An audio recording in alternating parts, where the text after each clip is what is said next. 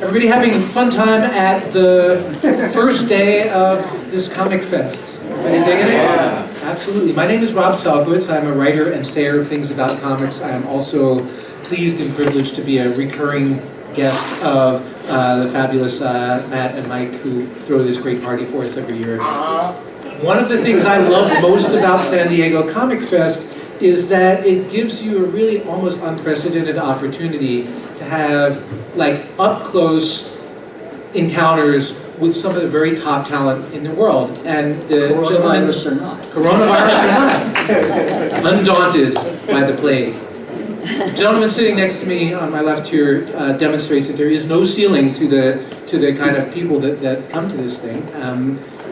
I have been dying to do this panel for 3 reasons. First is that I've been an admirer of Bill's work since there was Bill's work. I think very early in your career I started reading your stuff, and have always loved it. Over the last couple of years, you and I have had the opportunity to chat a few times for different interviews. There are some artists who, you know, pretty much let their art do the talking. Bill also lets his mouth do the talking. He's one of the great interviews, one of the great, like, person of great insight and depth in talking about your work and all things. And the third thing is that I wanted to annoy the hell out of Dunford by making him write Sienkiewicz and Sienkiewicz over and over again in the program. I was just going to wonder, it's like, did you ever, because there's, part of my family pronounces it Sienkiewicz, you know, so if you ever have to go it's Sienkiewicz. Yeah. I wouldn't dare. But a lot of my friends, when we were young fans and we were seeing your stuff, and they always would assume, we all would assume that it was Sienkiewicz Sienkiewicz or whatever, because, well, you know, we learned to pronounce your stupid ass name, so it's probably something like that.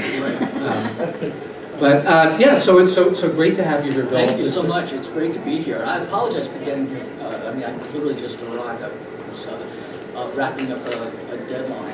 So, which never happens. But speaking of stories, it was actually, it's for Marvel's, if I may just interject, it's actually Marvel's, the Alex Ross, Kurt Busiek series is actually, they're doing an anniversary.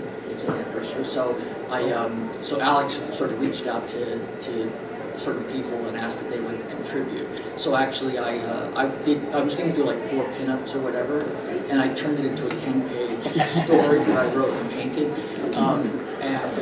So it took longer to do the writing because I haven't been doing as much writing as I used to. So if anything, it's sort of like I've fallen in love with the medium all over again, and it's inspired me to do more like creator-owned stuff again. So of my own, not just with other creators. You know. But so that just you know, if I was just saying that, you know, apologize for being late, that was part of the reason. So it doesn't, you know, that's I guess what I just said was I gave you the reason of why I was late, and if anybody was waiting for me today, I apologize. It's sort of like saying that the reason that the dog bit you is it had rabies, but it doesn't make the bite any less severe. So if anybody was waiting for me, I apologize. I'll be there first thing tomorrow. So at the table. So thank you. Well, your passion for comics is actually pretty much my first question. Is that those of us who know Bill's career over the years, we know that you do, you know, fine art, you do commercial art, you do illustrations, but you know, you started out in comics, you made your name in comics, and you keep coming back to comics. What is it about this medium that inspires you, that, you know, with all of the palette of things that you could be doing, you keep coming back to this? And that's, you know, it being, you know, sort of, I don't even say the elder statesman, you know, at this point, but, because that sounds far too grandiose, you know, like the working schlub, you know. It's I've always wanted to, I told my father when I was 7 years old I was going to draw comics. It was like, that was going to be my life work. Because I think for me, what I felt was that I remember and this is some of what I touched on. This 10 pages that I did for Alex's for Marvel's is sort of my love letter to the medium, because I fell in love with comic strips first, cartoons, and then when I discovered comic books, what was amazing about all of them together is that you could have, and just looking at comic strips, which is my initial introduction, you could have like a Dick Tracy, and then you turn the page and you have a Peanuts, then you have Smokey Stover, and if anybody knows what Notary Sojak is, like, okay, it's like I was gonna say that's going back a ways. So, but Felix the Cat, and realizing that there was serious stuff, there was romance stuff, there was like realistic drawing stuff, there was even the stuff that I thought was realistic at the time, like George Wonder's Carrying the Pirates, with these bizarre sort of things, but really amazing, faces that were just crazy, and then really interesting backgrounds, and then Snoopy and Charlie Brown. It was like, I thought, you're telling stories, and you can jump from style to style. The medium can handle anything. And then my love for the medium, and then getting into fine art and illustration and film, I mean, David Lynch was a big influence on me as well. But it was almost like I found the medium I loved, and there were all these bizarre rules about what was allowed to be sort of pushed, what they could do. And none of the prohibitions made any sense to me, when I would get them from the editorial, staff. So for me, and I've said this quote a lot, that Arthur Miller once said that playwriting chose him, and I sort of feel that comics chose me. I mean, I still find it as vibrant and elusive as ever. I just adore it. Now, you've been at this for 40 years, so obviously you were 6 when you started. Yeah, pretty much, yeah. Just to cast your mind back, like, how did you get into this? Like, were you aiming kind of like a missile for the comics industry, or was that something that you found you could do? Or like, how did you get into it in the first place? Well, I was actually in art school, a school in Newark, New Jersey. I grew up in farm country in Sussex County, so I was, working junk crews for horse shows and stuff, and that kind of baling hay. But I always loved comics. Comics were a great way, because again, I think a lot of people who read them also, and some of the people who actually work in the business as well, or in the, and the guy makes like a real demarcation between the business and the medium.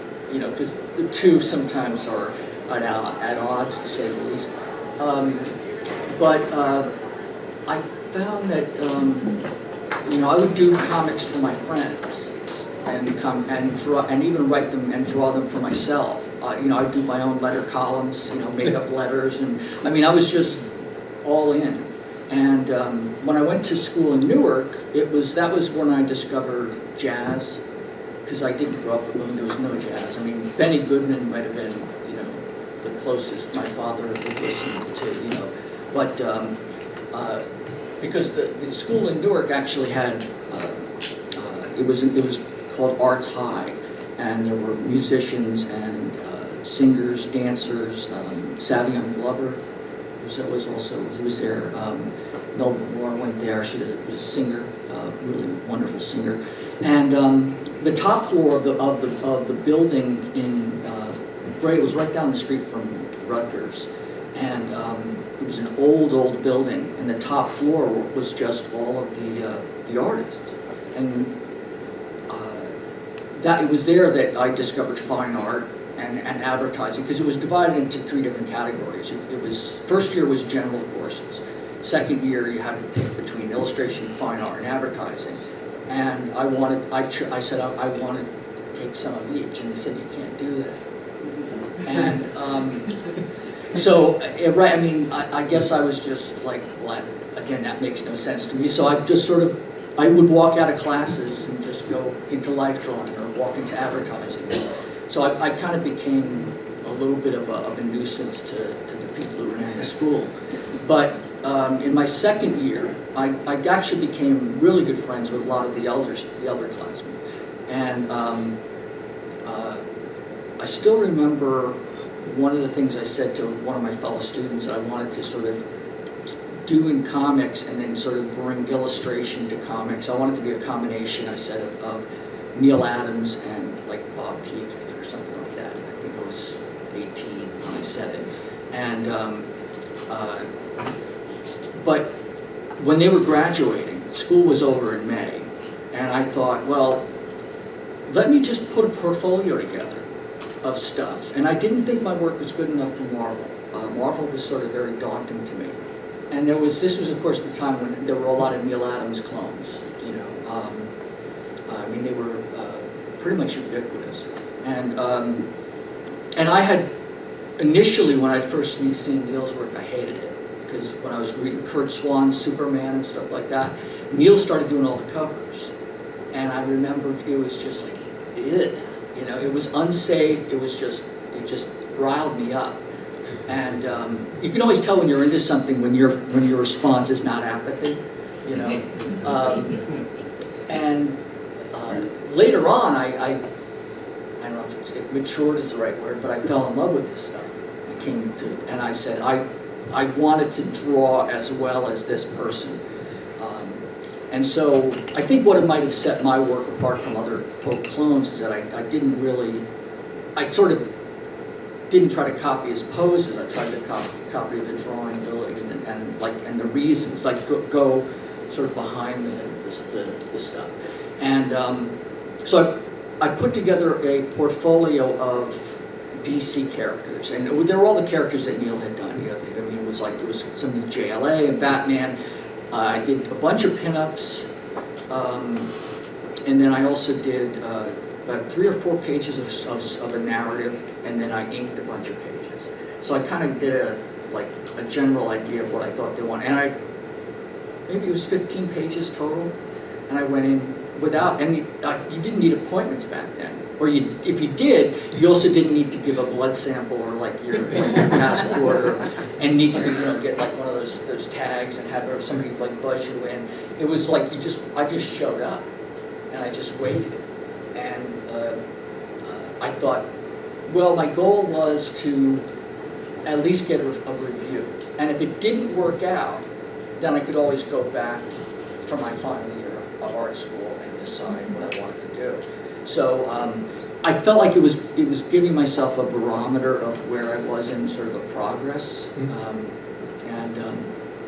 and because I thought I'd get into comics, even though I was falling in love with painting and fine art and illustration, I thought, well, let me hedge my bets and like draw on the comics in the Neil Adams sort of style.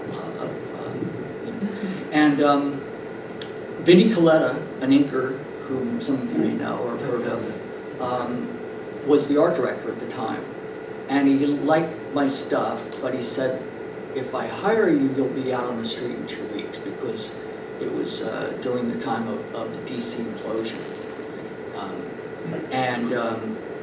So he ended up calling Neil from his office, and we walked over. I guess somebody who happened to be visiting there from Continuity walked me over to Neil Adams' studio, to Continuity, and then Neil looked at my stuff, and he sort of pulled out the portfolio, and I'm like meeting Neil Adams for like, my hero, and all of these people at Continuity sort of gather around me, and I'm there in my, my Eiffel Tower tie and my brown, like, polyester attire, and I think I met Dennis Cowan that day, and Alan Weiss, and I think Mike Prosser, who was literally probably one of the best, sort of like most adherent, acolytes of Neil's stuff at the time, and Neil called a shooter at Marvel and said, "There's this kid I want you to see." So I went to Marvel, and I found out later that Elliot Brown, who was one of the people that was like the kind of the staff photographer at Marvel.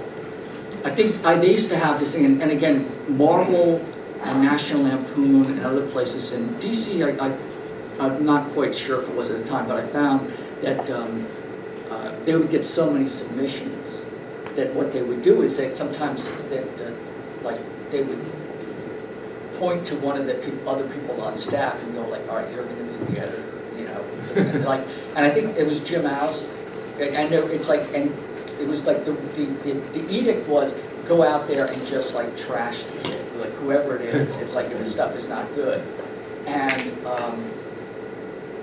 like he came out like looking at my stuff, and I think he was ready to sort of like do the bit. And then he said, excuse me a minute, he walked back in. And I didn't find out about this until a couple of years later, a couple of years ago, where it was, he went into Elliot and said, this kid actually can draw. And so they brought me in and they offered me Moon Knight because I think they saw the whole Batman stuff. They said the costumes don't matter, whatever. It's like, you know, you can tell a story. And so it was, I literally, you know, walked into the DC offices, left from the Marvel offices, not just with like a review or a pinup or a criticism or whatever, but with pretty much a career. It was like, it was a magical sort of like, and I was far too young and far too naive to be scared or to know any better. It was, you know, I mean, that's the one negative about aging is that, you know, when you're young and you don't know quite what your limits are, it's like there's an obliviousness to it that I try to maintain. I mean, I'm oblivious in so many ways, but it's like there are certain things that I cherish about that kind of obliviousness, you know, that lack of knowledge. So that was pretty much like how it started, and then, and I think if I had what my style developed in, you know, has turned into, and I think is still changing. If I brought that style to the offices, then there would have been no, I had to kind of Trojan horse my way in. So that's kind of what I was thinking, because, you know, as somebody that was reading this stuff, and that you had come in with this, you know, the style that everybody in the industry in the late 70s was trying to get and failing at, you like started with that, and you know, and so I think that, you know, like a lot of people that were sort of looking for that, Neil Adams himself wasn't doing a lot of art at that time for comics, and it's like, wow, this is like, you know, even better, like this is really good, and then all of a sudden, you know, you start working this stuff in, you know, toward the end of Moon Knight, certainly into New Mutants, and, you know, into the succeeding projects, you really started to get away from that very sort of commercial-looking style and introducing some stuff that was really people had never seen. What was the editorial reaction at Marvel? Like, were there people that just say, hold on, we hired you to like be our Neil Adams, like what's this? Or were people getting excited by it, or were readers ahead of the? Yeah, I mean, you know, anything that in terms of you know, that I was able to accomplish and you know, and quote, get away with, really could not have been done without editors like Ralph Macchio and Ann Nesenti. Archie Goodwin, you know, rest his soul. I mean, he was such, you know, a huge influence and a support system. And even Shooter, you know, Shooter during the 80s, I think he had a pretty much a bad rap because he had a vision of what he wanted comics to be, you know, in terms of like, you know, a lot of mid shots and, you know, don't have things break out of the panel borders, no artsy fartsy stuff. Another set of rules for you to right. scrupulously obey. Right. Well, the thing is, Jim and I actually got along great. I mean, we bust each other's chops, maybe because we're both from Pennsylvania, you know, and maybe, I think he's also Polish, but, you know, that's two battles, a battle with two unarmed opponents, you know. But it was, yeah, I think also, Jim had his ideas of how he wanted things to be done. And I ended up when Moon Knight became his own direct sales book, Jim asked, I had to redraw the entire first issue because he didn't like what I did. I was pushing it too much. So, and because of the rules, and a lot of the editors were maybe a little bit older than I was, but they were all pretty much young. And I think they also had this like buck authority kind of a thing as well. So I think we bonded on that. So it was this a little bit of, if this is going to upset Jim, then do it. You know? So yeah, so that was kind of the sort of the genesis of sort of the pushing. But also I just, you know, I was looking at some of, because I kept pretty much all of my stuff that I did from 5 years old on, you know, stuff. I mean, I would do my book reports or whatever. Instead of writing them out, I would do them in comic form. I did from high school. I did an adaptation, kind of like a partial adaptation of Michael Crichton's Westworld, the screenplay novelization, and I adapted it, you know, in comic form. And then I had myself, I inserted myself in it, talking about all of the, you know, the sort of, the kinds of literary criticism in terms of, you know, what these characters may have represented or whatever. Like a lot of the stuff that we went through with you know, the House of the Seven Gables and everything else. You know, you learn about like symbolism and, you know, the whale, and, you know, it was like with Moby Dick, and you know, like Gatsby. Do you still have this stuff? I ended up printing out maybe 25 copies of the little comic that I did. I have to see if I can find it. It's for Revolution #0. By the way, the images that you're seeing on the slideshow are from the new book that Bill came out with last fall called Revolution, which we'll talk about by and by. But just so you know, it's the first part of a long-awaited retrospective of Bill's art across various different projects.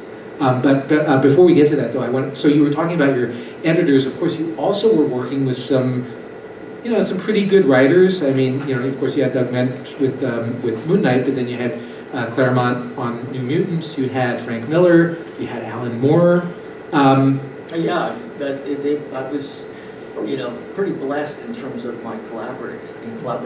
How were these guys working with you? Because obviously they could see this isn't somebody necessarily that they could, you know, like you were an equal visual collaborator. Certainly Miller himself was an artist and, you know, like know what you brought to the table.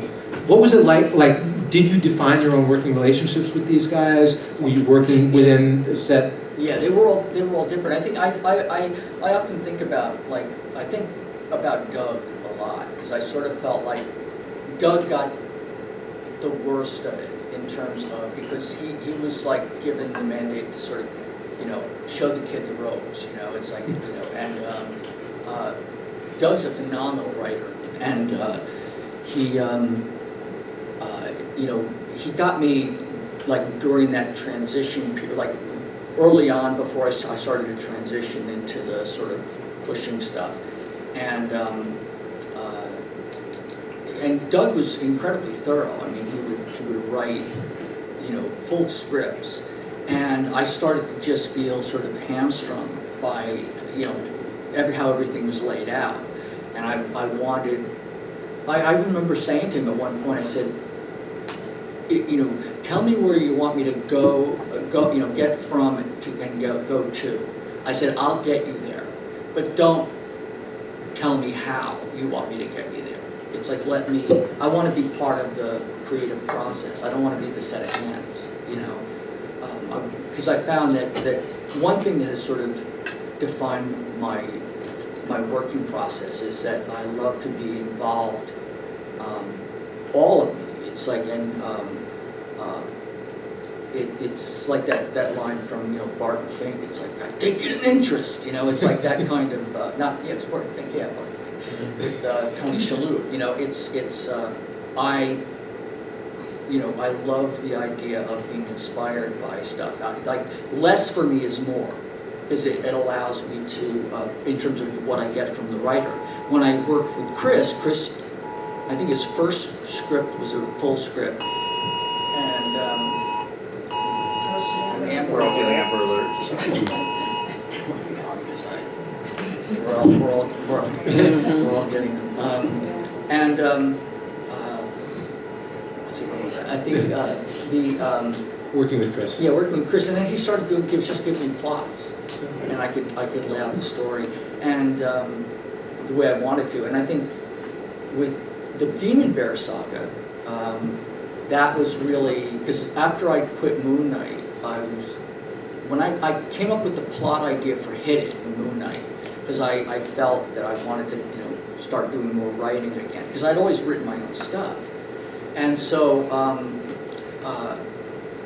To me, like the idea of actually following a script completely felt very, not even formulaic, it just felt sort of like you were lopping off the rougher edges that could lead someplace else. And I found that with Chris, when I was getting plots from him, I could run with it. And then, because to me, my sort of belief system about the medium is that you have the words doing one thing and the pictures doing another, and occasionally they sort of they often are two lines on an oscilloscope, sine waves, and sometimes they intersect, and other times they move way apart. You get this sort of interesting sort of really kind of like subliminal thing going on, or almost counterpoint. That and again, I think because I fell so in love with jazz, I sort of feel like my whole methodology was about jazz, was really more jazz. And then worked with Frank, it took it to even another level, where I would read Frank's scripts and I'd get really inspired, and then I just started adding elements to it, and kind of using his script as a jumping off point. Like with Electra Assassin especially, and then he would rewrite. Based on what he had seen from you, yes. From what you had given him. Right, yeah, because one of the things because at that point when Frank was writing Electra, I mean Frank's stuff, he's always got that kind of hard-boiled aspect to it, and stuff can get very, very dark.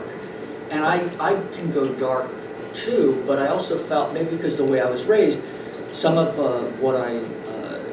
my coping mechanism for me was to find a sense of humor in things. I really like a very bleak, dark sense of humor. And also because Frank was really into sort of the martial arts stuff and the ninja stuff. I enjoyed that stuff, but I also felt like a lot of the stuff was sort of, I couldn't take it seriously. It was in the way of with the gravity, and so I felt like the story felt kind of like a comedy in some respects. So the whole opening with with her inside her mom's belly, kind of from the point of view of a young child. I mean, that just, I don't know where the hell that came from. So much of that book is really. How many people here have encountered Electra Assassin in any of the? Right. I mean, it's one of the things. I just did a story on the 1986, the year in comics, which is when that started coming out. And by the way, that same year, Frank Miller was also doing a thing called Dark Knight Returns. He was doing Batman Year One. I think he was actually starting that. He had finished Ronin, but I think he was doing the thing with Mazzucchelli with the Daredevil. Oh yeah, the so he Born Again or whatever it was it not, was it Born Again? It was, yeah. He was a busy guy. Watchmen was coming out, Alan Moore. So it's like comic readers were getting a real education in postmodern literature and really experimental art styles. But that was just the undergrad. Then comes Stray Toasters, which is But before you even get to that, I mean, I think part of that is, and then Frank and I would talk about it, and even Alan and I would, was that we grew up loving the medium, and then we also felt that, it wasn't like we were trying to subvert from within, but we kind of wanted to put our own stamp on it. I think we felt like a lot of the guys that I grew up reading, like Buscema and Quintino, Romita, Kirby, they were creating this stuff, and then we, this generation came in, after Neil, because I think Neil came in around the same time as Steranko. I think it was only two guys at the time.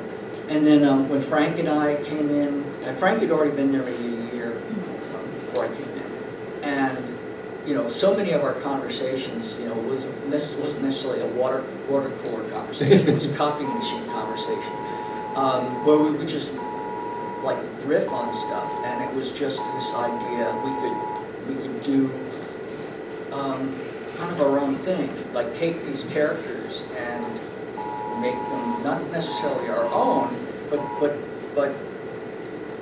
falling in love with the medium the way that we did. We're very passionate, all of us were very, very passionate about it.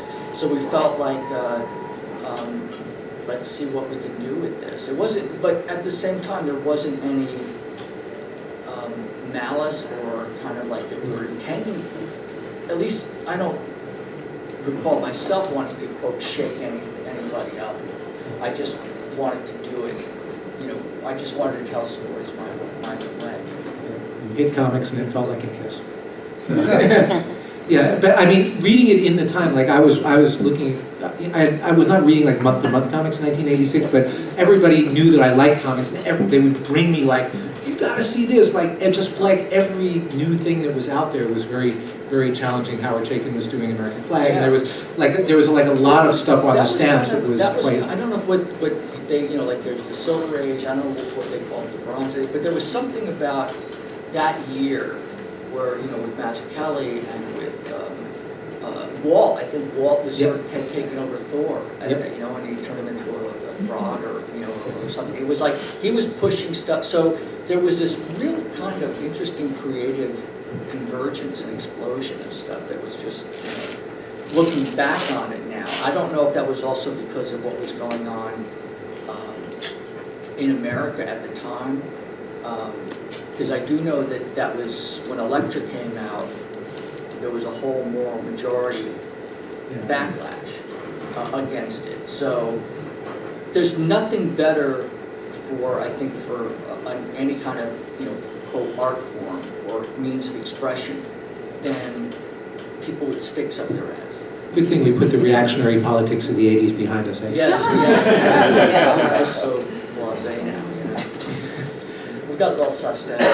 But I did want to talk to you about, because all of this other stuff was done in collaboration with these other big talents, and they were working with existing characters. But Stray Toasters was sort of Bill Unfiltered. I mean, that was your own thing. Just talk a little bit. I remember a couple of months ago, you and I had a conversation. You were talking about what a fevered process that was, sort of birthing that work. Yeah. Well, that's one of the reasons why I realized that I wanted to do something that was like I had done when I was younger.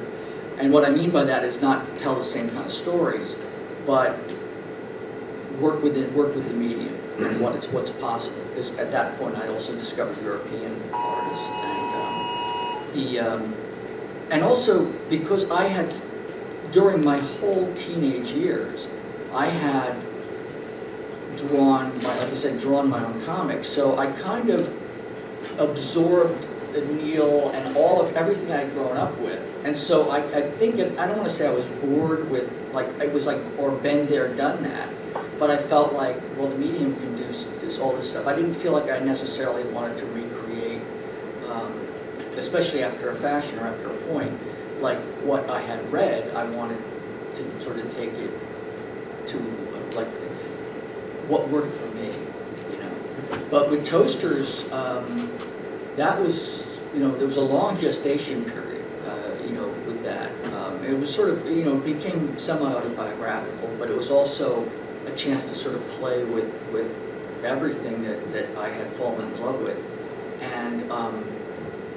and more about abstraction and about emotion than absolute sort of pictorial, illustrative narrative. Yeah, I felt like I love a lot of subtext. I love things that go like that. The way something is portrayed tells as much about it, about a character, as as anything else. So at that point, when I was doing Toasters, it was literally like a fever dream. I mean, I wouldn't leave my studio, for days at a time. I stopped going home. I started living in my studio, just sleeping on the sofa, which didn't sit too well with my girlfriend. But it was like I just like became obsessed with it, and just like zoned in on it. And I remember when I finally got the printed copy of the first issue. I remember just the feeling, because the overwhelming duality of emotions that hit me was an absolute sense of exhilaration, of being untethered from anything else. It was like I was doing my own thing. And there was that excitement coupled with simultaneous feeling of absolute sheer terror, of just not knowing, like, High wire act. Yeah. It literally, I mean, or Wile E. Coyote running out and then looking down. It was like I'm over the cliff edge. It's like, don't look down, don't look down. So this book is actually kind of hard to come by these days. Who published it originally? Is it like caught in some rights limbo or something? Like, will there be No, another it's edition? actually the rights. I own the rights, but I had all of the negatives, and I think Image published it last, and they want to republish it, and we want to take it back and Remaster it. Remaster it, so to speak. And for some reason, all of the negatives, mysteriously disappeared. So. Who published it in the first place? Was that That was Tumblr? Epic. Epic, okay. Yeah. That was where, and again, being under the domain of Epic, which was creator-owned stuff, I felt untethered from having to sort of adhere to a lot of the Marvel style of doing stuff, because it was creator-owned, and it felt like Epic Magazine was trying to do a little bit like what Heavy Metal was doing, and so it felt more arty, and I think that that sensibility in those offices with Archie and with Joe Duffy and Dan Chichester, it felt like, here's a chance to really, break out of the perception of what comics can be, so. And again, not that it was any kind of master plan of like, that we're walking around going like, we think that comics should be this. It was just, we're too busy living it and doing it to sort of assign any kind of motive or any kind of goal. It was just, like, just see where this leads. Now, by this time, you had established this really like distinctive, instantly recognizable style. You were starting to get people that were emulating your style in different ways. You started to branch out from comics and doing illustration. In fact, my wife and I are big fans of the animated series The Venture Brothers. And we found, like, just randomly, like, one of the box sets of, like, one of the seasons. Yeah. It's like, wait a minute, that's Bill's stuff. What are, I would say, and a lot of these commercial projects, it's like, nobody knows about them until we see them, or you don't see them. What are some, I would say, the top 3 most fun or interesting, cool projects that you were involved in outside of comics that maybe a lot of comics people don't know that you did? Well, there are a number of them, and each one of them is sort of an unusual, some of them are like a little more major, and some of them are minor, and some of the ones might be things that people have no idea. Like, I remember when the first video game of Resident Evil came out, I even forget who did the game. They called me to do the cover, and that was one of my first digital pieces, because again, at that point, I think, like when I was doing big numbers, that was all pre-digital. So I was actually airbrushing soft photo. I didn't hit the blur tool in Photoshop. It was like I was literally like spray painting stuff to get it just the right level of out of focus. So the idea of running with stuff like that became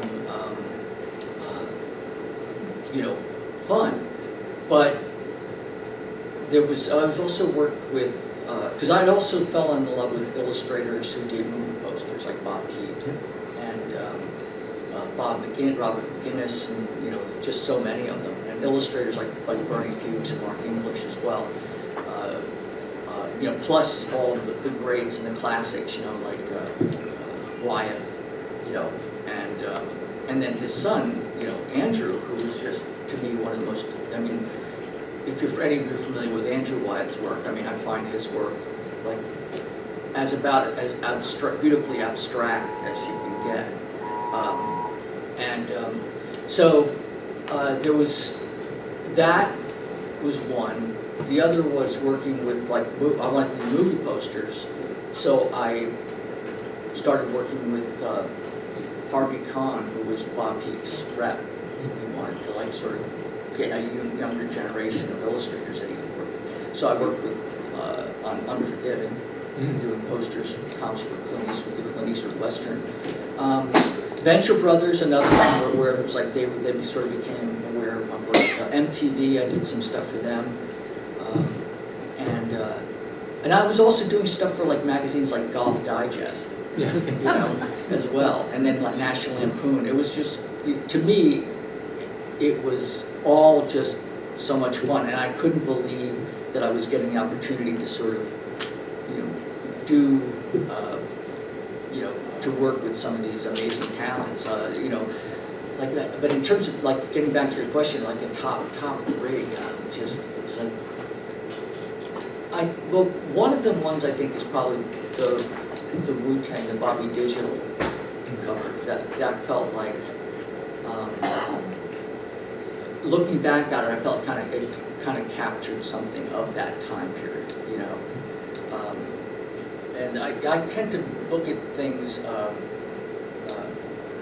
in terms of how a piece of work stands up, and because there's a lot of things that I've done that feel to me very dated. You know, like some of the pages of New Mutants where, you know, like especially like during From the original series? The original series where there's, you know, the sleepover issue.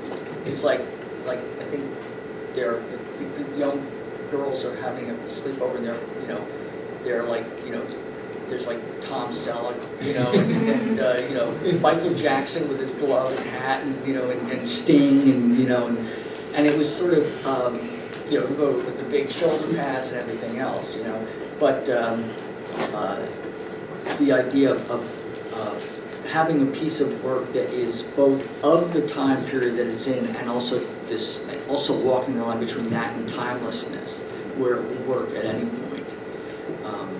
That's. Yeah, I mean, I think, I'm sorry if you were... No, I was going to say that you, like, I would say there's 2 or 3 comic artists in history that, like, Steranko, and to a certain extent, like Carmine Infantino, it's like their look looks dated because it was so pervasive that it defined what the era looked like. So it's not like they were, you know, like, and I think that some of the stuff that you were doing in the 80s was like that. It's like it moved the needle so much that it's like everybody's seen it, and, you know, it's like that's what the 80s looks like is the way that you drew some of that stuff. Yeah, it's interesting because you know, so I've heard that too, but I also think that because the 80s was such a fertile, you know, like decade, or at least several years compressed. I mean, you know, what Frank did with Dark Knight, what Alan did, you know, and Dave did with Watchmen. And then also you were getting a lot of interesting, like, unusual comics, like Love and Rockets, or Harvey Pekar stuff, you know. Yeah, I mean, there's a bunch of stuff that's iconically 80s, and you look at it and you think of it, but I think your stuff is definitely among that, which is why having defined, like, this super, you know, recognizable style, that even still you continue to be restless, you continue to innovate and stuff on that. What, I guess, you know, kind of describe some of your stylistic evolution since that point, and you know, through the Jimi Hendrix book, through some of the work that you're doing now. Well, there was a point when I you know, I was doing a lot of when I say like abstractions or collages, I was sort of culling from all these different external sources. You know, some of what I did on Toasters was my sort of love letter to, you know, to David Lynch and to, like, Robert Rauschenberg and you know, Jim Dine and others, you know, Frank Diebenkorn, and just, you know, playing with that. And then as I started doing more of the illustration work, and then when you mentioned a lot of people who came in and sort of like started emulating what I was doing, you know, there was, you know, I love Dave McKean's stuff, I love Bisley, you know, it's like, and it's like they're moving in they're like, they took some of what I had done and sort of ran in their own direction. And at a certain point, I kind of, my restlessness is part of what I guess also defines me, because I get, not that I get bored very easily, because it's this weird thing of, I want to do comics, but I don't want to do them the same way all the time. So, because I do feel that the story or the piece that you're working on lets you know what it wants to be. It's like this weird, you know, I know that sounds sort of, you know, like, well, man, you know, like, it's like the piece is letting me know, you know, but it's that kind of feeling. So I find that working in that direction is, you know, of allowing myself to sort of push, but I also realized that, like, at a certain point I got bored with sort of the doing something unusual for its own sake. You know, it's sort of like that sort of throwing the kitchen sink and everything at it. Like, you know, I don't know if that's, again, that's age appropriate or whatever, or just being obtuse for its own sake, or being unusual for its own sake. So what I did was I ended up going back to, quote, school. You know, I doubled down on studying composition and really went into understanding color and painting, and sort of what I did, like I've done over the last several years when I do a lot of the memorial pieces or portraits that I do. Those are like dual purpose in a way. I do them because the person who passed away sort of meant something to me personally, but also I gave myself a time limit to do them, and because I had no preconception, it was like of how I was going to do it, I would dive in, and with the goal of trying to capture the person as I felt they were, or how they had impacted me. So they became technical exercises as well, like to sort of improve, you know, edges and like play, just so all the stuff that it's almost like, and again, I wasn't being paid for any of those, but you know, but I was doing them as kind of a way to do things that I would normally probably be doing in my studio or doing in my sketchbook, and sort of taking them out of that and just doing them on, you know, and presenting them as a fait accompli. And if you follow Bill on Facebook, you know, the appearance of these things is always a bittersweet thing, because it means that the person is no longer around, but has been memorialized in these beautiful portraits. That's another thing that you should collect someday. I think those are really. Well, actually, we're having some discussions right now. Oh, good. Yeah. So if you haven't seen them, there is one really gorgeous example on sale in the dealer's room here, which is the memorial piece for Batten Lash, which is at Jackie Estrada's table, which was a gorgeous, Batten, of course, a longtime friend of us all, and a longtime guest here. Creative. Yeah. So wonderful. But that was a great example. It's like you look at that picture, and that's like Batten in that, and the idea that you know it's a technical exercise, and it's like, you know, it's a beautiful piece, but it's also the soul of that person there. Well, you know, like there are pieces that I've done where you have this sort of gestalt, like, you know, how someone would see like on a screen, and it's very different when it's somebody that you actually personally know, you know, or knew, you know, and it's and so there's an investment in it that, I mean, also in a way because of the way I feel wired is that when I'm working on a piece like that, like say for Batten, it's like at that time, it's like as I'm doing it, there's nothing else in the world. It's just like I'm devoting everything to this person that I knew. You know, it's like and I want to make it's the most important thing in the world at that moment. And I feel like, because I have no illusions about what these portraits will ultimately mean. I mean, I feel like it's like, you know, I feel that sometimes, and my attempts are so paltry and meager. It's like, and it's almost like this is all I have to express what this person meant to me. And I'm sorry, I wish it was more. I wish I could do more. And so, but all I know is that when I'm working on those pieces, it's like, it's all about, you know, trying to capture who that person is. So it really, for me, it's almost like the devotion at those and during those periods of time feel like